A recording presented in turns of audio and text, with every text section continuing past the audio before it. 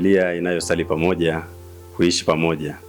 Heri ya mwaka mpya mpenzi mtazamaji na mfuatiliaji wa chaneli yetu ya Holy Cross Family Ministries Tanzania. Tunakupongeza kwa ajili ya kuvuka mwaka. Tunakupongeza pia kwa ajili ya kuwa karibu kama familia na kuendelea kusali pamoja kama familia. Kama ilivyo wito kutoka Utuma Familia kwamba familia inayosali pamoja huishi pamoja. Basi mpenzi mtazamaji, tunafahamu kwamba mwaka huu wa 2026 na tulivyoanza tumeweka juhudi kama familia kwa ajili ya watoto wetu kuweza kupata elimu kwenye shule na taasisi mbalimbali. Leo tunawaletea ushauri juu ya masuala gani ya msingi yafanye baada ya kuwa umeshampeleka mwanao shule.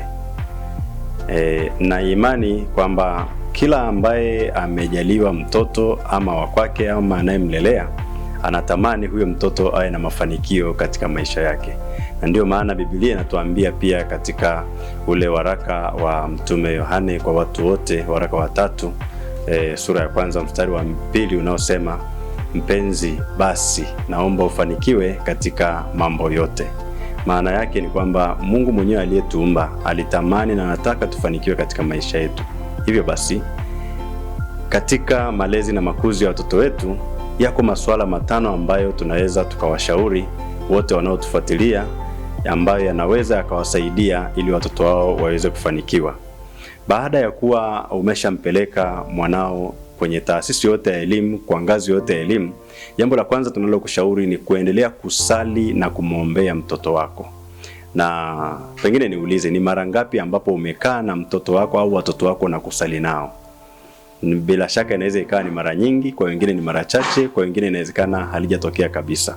Lakini kutoka Utuma wa Familia tunakushauri kwamba tujenge tabia za kukaa na watoto wetu na kusali nao na kuomba nao pamoja, hasa kwa kusali ile sala ya familia, sala ya Rozari Takatifu, na tuwahimize watoto wetu kuwa siku zote ni watu wa sala na watu wa kumtegemea Mungu katika maisha yao.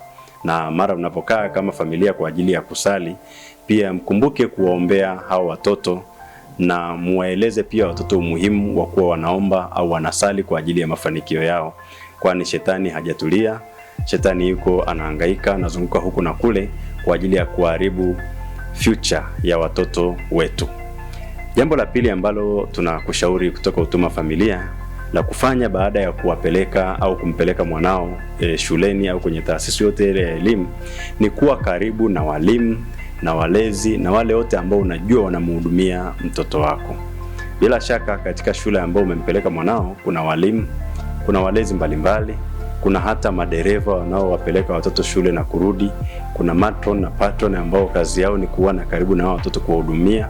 Tunakushauri uwe nao karibu ili waweze kukusaidia kukupa taarifa zilizo sahihi, aidha nzuri au mbaya, kuhusu mtoto wako, ili uweze kujua ni maeneo gani unaweza kumsaidia mtoto, ni tabia zile mtoto zinazobadilika, ujue ni kwa namna gani utashirikiana wewe mzazi au mlezi na wale walimu au walezi wake kule kwenye taasisi ya elimu ambako umempeleka, ili watoto wako waweze kubaki katika maadili mema, wabaki katika mafanikio na wasiharibikiwe.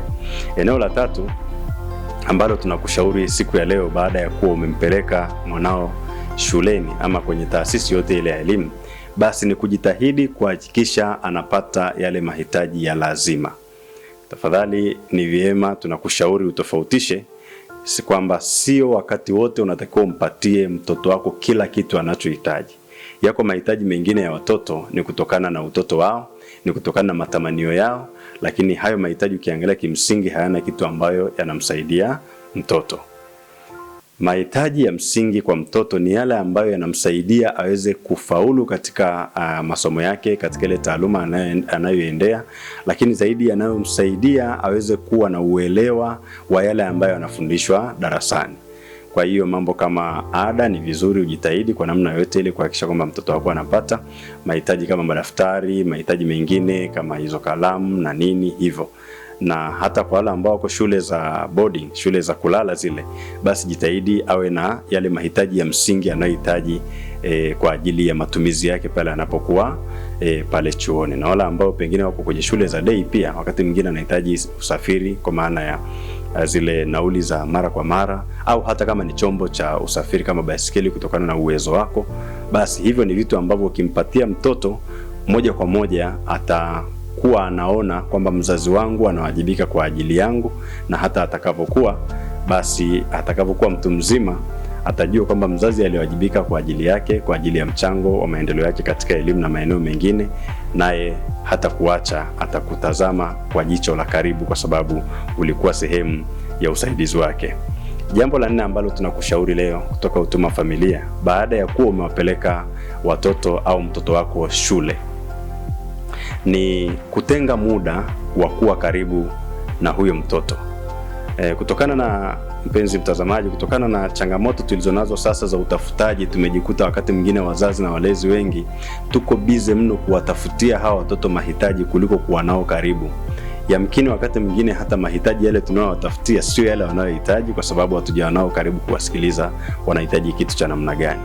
Kwa hiyo tunakushauri, pamoja na ubize ulionao katika kutafuta mahitaji na maisha kwa ujumla wake, jitahidi kama mzazi, kama familia, tutenge muda pia wa kuwa na hawa watoto karibu, ili tuweze kujua mwenendo wao, tabia zao, tujue mabadiliko yale ya tabia, mabadiliko ya miili yao, na tuweze pia kuwashauri kama wazazi au walezi na kuwarekebisha pale ambapo tunaona kama wanaenda kwenye njia ambayo haifai. Eneo la 5 ambalo tungependa kukushauri leo kutoka Huduma Familia, mara baada ya kuwa umempeleka mtoto wako kwenye shule ama taasisi yote ile ya elimu, ni eneo la kazi za mikono. Kazi za mikono ni muhimu sana, pamoja na watoto wetu kuwa wanajifunza taaluma mbalimbali, fani mbalimbali kwa ajili ya kufikia malengo yao katika maisha, wajifunze pia kujishughulisha shughuli za mikono. Kwa hiyo ni vizuri mtoto anapokuwa shuleni au anaporudi nyumbani pia afundishwe zile shughuli mbalimbali ambazo zitamfanya aweze kujimudu yeye kama binadamu.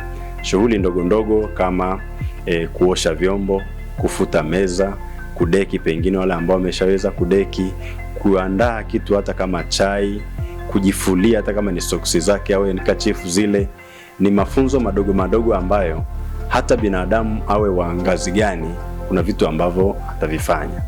Mara nyingi tumekuwa na mitazamo kwamba watoto wanatakiwa wajifunze tu ile elimu wanaojifunza ya nadharia pengine kule shuleni, lakini wanapokuwa kwenye mazingira ya nyumbani tunashindwa kuwafundisha na kuwahimiza kufanya shughuli za mikono.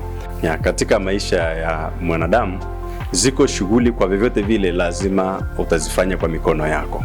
Hata ungekuwa ni kiongozi wa namna gani, kuna shughuli ambazo utazifanya za mikono kwa namna yako. Hata ungekuwa ni baba mtakatifu, ungekuwa ni askofu, ungekuwa ni mkurugenzi kwenye taasisi fulani, ungekuwa mfalme, ungekuwa rais, kuna shughuli utazifanya kwa kutumia mikono yako. Hivyo tunawashauri wapendwa walezi na wazazi, tujitahidi sana kuwahimiza na kuwafundisha watoto wetu kufanya shughuli ndogo ndogo za mikono, zitawasaidia katika maisha yao. Kwani Biblia ilituambia wazi na ilituasa kwamba tumshike sana elimu wala tusimwache aende zake. Familia inayosali pamoja huishi pamoja. Usisahau kusubscribe, kushare na kulike akaunti yetu hapo chini yenye jina la Holy Cross Family Ministries Tanzania, ili uendelee kupata elimu na ushauri kama huu na mwingineo unaokuja ambao ni mzuri zaidi. Tumsifu Yesu Kristo.